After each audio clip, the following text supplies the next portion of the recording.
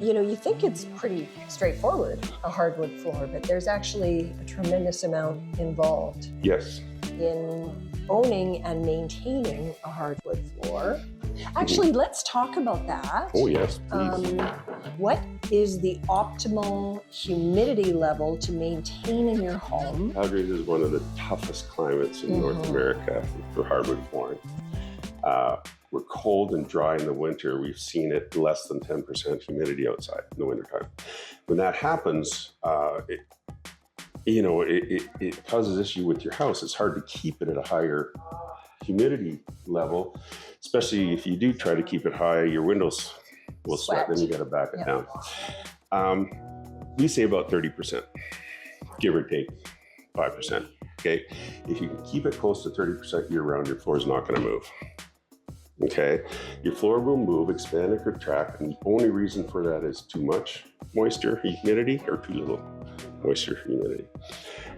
So we can put it in and make sure everything's done well and check the humidity at the time and make sure the floor is dry. But it's up to the homeowner to take responsibility of the fact that they've got to have a good working humidifier in the house and to keep it at a certain humidity. We include a hygrometer with every job that we do. So that's great. Yeah, so people know, okay, we put it there and okay, less than 30, but let's crank it up a little bit and yeah. That's great. Well, and that leads me to ask about, and maybe this is more technical than most of our listeners would be interested in, but you know, the phenomena that you and I refer to as cupping. When you've got a couple boards, they expand and they push together, and then it causes those edges to come up. Okay, that's cupping.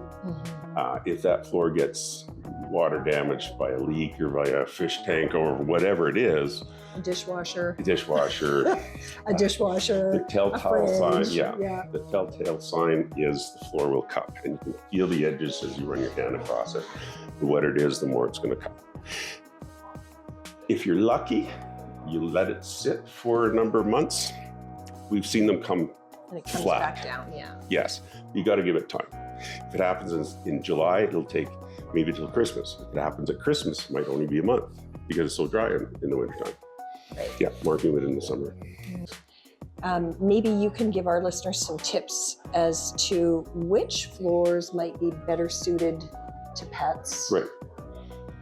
Because that's one of the first questions we ask. Yes. Is, you know, we do this whole thing as a designer, you know, who's the family that we're working with, and does that include four-legged family members, and what type and what size of dogs? So, dogs are tough because you got a lot of weight on a very small toenail. Larger the dogs, the more pressure there is on it, and they can actually leave impressions in the wood. Okay, we have golden retrievers at my house, you know, 50, 60, 70 pounds.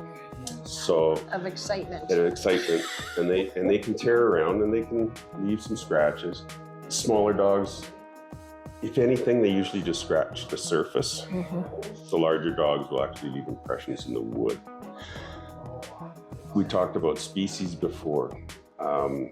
Maple is tough because it's so flat. There's no grain. Some grain in oak, especially it has some character, some life going on, some wider grains and some knots maybe.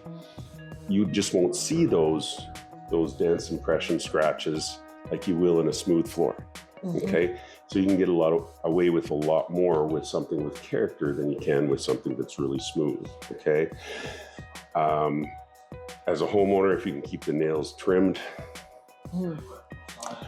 But I've always liked the floor that's been lived in better than a brand new one. It's a home. If you treat it like a piece of furniture, you'll pull your hair out, right? You walk on it, you drop things on it. The floor's gonna last the life of the house, okay? You can always resand it down the line. Just enjoy your floor. Enjoy it. Yeah, you're gonna dent it. It's like having a new car, right? You first get it, you're parking way at the back of the... first ding is the worst. The first ding is, you know, as soon as you get that, then you're parking close to the door again, right? You're not going to the back of the parking lot. Same thing, I mean, yeah. I'll be your Vanna, Paul. So these are just a couple examples of pre-finished plank flooring that have some mineral streaks, and they have some wire brushing. This one has some saw marks. So that has enough character to hide some things that might happen if you drop a soup can or if you drop a hammer. Right. It'll just add to the character because it's already got, you look at this and it's got some chatter that there's not much you can do to the floor that won't hurt the appearance of it.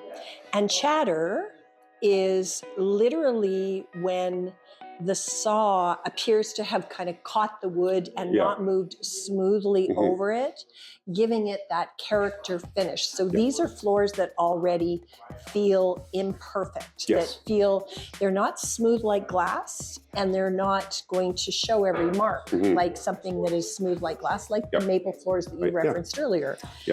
And I love a character floor for a whole bunch of applications and always for pets. I love this shadowing here. I think it's beautiful. So it's just the way the manufacturers is doing their oak. This is white oak, European oak. It's produced in many parts of the world, but white oak makes a beautiful product. Red oak is awesome as well, and it stains up very well. Again, you can do the red oak in character as well, but if you've got a busy family with pets and you want a character floor, absolutely go for it, because this is going to look great. It's going to look the same for a long time. The finish with the pre-finished, whether it's solid or engineered, usually has a 25 to 35 year wear guarantee on it. Wow. So you know the finish is hard and you're not going to wear through it. It'll still scratch and dent. It's a wood floor. And both of these examples that we pulled here, Paul, are actually quite matte. They're like what, 10 or maybe 20 degrees sheen. They're very maybe 10, 12 degrees percent.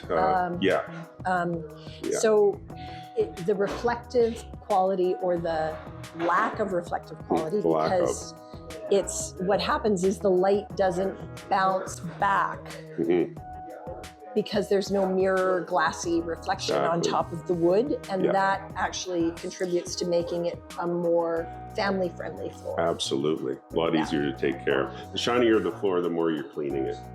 And the darker. And the darker, the more you're cleaning it. Oh, yeah. How many homes have you and I both seen? There was a period of time when everybody wanted really dark, rich, blackened walnut or red, floor. And it looked so good until you stepped on it. Right? And you got dust on your sock or something, and or you can just see the dust settling on the finish. It was, maybe in a marine environment, but here in Alberta, where everything is shedding dust all the time because it's so dry. Thank you. That's great. These are two samples of a similar floor. They're both oak. One's red oak, one's white oak. I don't know if you can pick this up, but you can see the red tone versus the greeny gray. Okay. And you can see on this one, it has a lot of grain, a lot of open grain, whereas this one has a lot of tight grain. Two different ways of milling the same log. For this one, which is plain sawn, you're going to have wide open grain, you're going to have narrower grain. So if you can picture a log like this with the rings going around like this, on plain sawn, you're going to take that log and I'll slice it one side to the other side, okay?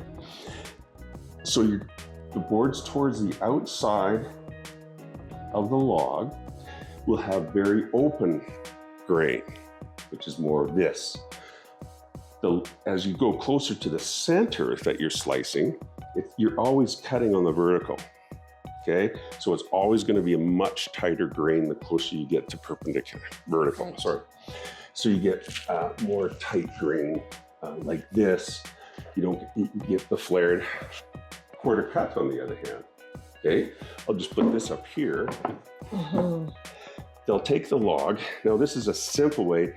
They've changed the way of cutting the logs now, but to get maximum yield. But simply, they'll take the log, rings going around, they'll actually go in half that way, go in half that way. So they quarter it, okay? Right. Here, so yeah, now you cut everything on the vertical grain, okay? They'll cut here and they'll cut here. And so it's all very tight grain. We don't get any of this flared grain here, okay? So what it does, hardwood wants to expand and contract across the grain of the wood. So you see this open grain here, it wants to contract and expand widthways on this, where this is vertical. Now it wants to expand and contract vertically, okay? And you're only this thick, so really it's not gonna move much at all. So the rift and quartered is going to be your most stable floor for our climate, okay? Calgary's climate, dry, wood shrinks, or you get humidity, it expands. This floor will move the least because you're not expanding, contracting across an open grain like that. It's more vertical. So just wanted to touch on that. And you get these little medullary rays that you don't see here, but you'll get it when it's right on the vertical. So 90 degrees. That's where you get the medullary rays that come through that I think are striking. You find in the old European furniture and that, right? That these big rays in the white oak, just gorgeous. So yeah, just wanted to touch on that. I think it's also interesting to think about how a floor sits. And when we're working with clients on choosing flooring, what we will often do is send them home with a sample, which I know you do as well. Yeah. And we will also place the flooring sample on the horizontal floor surface and look at it from different perspectives. So from far away, you know, instead of standing right over it and staring at it, because that's not how you live with your floor. No. And so we showed in different lighting conditions. Yes. Because natural light is going to look different than our lights here that have a bit of color to it. Absolutely. Yes. So there's the color temperature of your light and how it's going to look in your light versus natural light in your own home. And then there's also what I call, and I can't remember if this is a design term or if it's just something that I've come up with on my own, but what I call bounce. Large tonal differences within an installed floor. Whereas when you go with a rift or a quarter sawn cut, you tend to minimize that and get a very clean, color consistent and clean, non-distracting floor that is quiet and that sits right down and provides a neutral sort of backdrop for everything else that you layer on top of it. Whereas if you like a lot of movement or color or character in your floor, what I call bounce, you might go with a full grain pattern floor where you will get different cuts of wood and a character floor where each board is maybe going to seize the stain, of course, in a slightly different way. And you'll get that tonal variation across your floor. So it's a matter of also deciding how minimal or character-like you might want your floor to be. Yes, and we touched on it before. I just want to touch on it again. As you go down in grades of wood, that doesn't mean the quality goes down. It's just appearance. It's the same wood. Yes. It's going to last the life of the house. Everything's very similar except for the appearance. One's going to be, you know, the higher grades are going to be more consistent in color and grain. With the lower you go in grades, there's more color variation. There's mineral streaks, there's knots, that sort of thing. So what we're seeing more in the last couple of years is pattern floors. And it's all part of the parquet terminology. Parquet, you know, you got your Versailles, your Monticello, all these different patterns, as well as your herringbone and your chevron, okay? The herringbone and chevron work very nicely with the manufacturer because they'll be producing plank flooring, but then they got, what can we add to that? Maybe do a front entry or dining room or something in a different pattern using the same color and finish and thickness so that they're seamless, okay? Same manufacturer, same finishing process.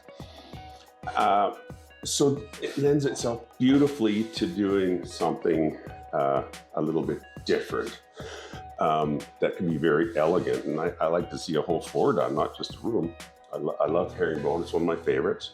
But you can see herringbone is a square edge product. It's like a log cabin. So butt end against the side and going up like this. If you can see some of these little pictures here. Chevron is more of a pointed look, okay?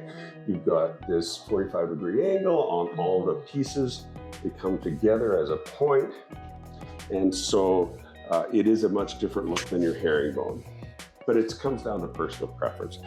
They're both exactly the same in how they're made, and they both have different ways you can put them together because they're just individual pieces. So you can put them together into a parquet or a cube pattern, into a block pattern. There's many different options with the same board, okay? Because they're all the same size, same width, same thickness, everything. And they're made to work with the plank floor. Right, a straight lay plank floor. Yes. Yeah, so you could do a piece like this as an inset, or as you say, I love doing a dining room in a pretty pattern. Yeah. Because typically we don't layer in a rug in a dining room. No, not like we used to. We add the interest in the floor. Yeah. Gorgeous. Yeah, thank you. Like if you enjoyed today or you have a friend who you think could benefit, please forward this and hit the like button below, because if I don't mention that, Britt is going to be mad at me. Thank you and take care. Thank you.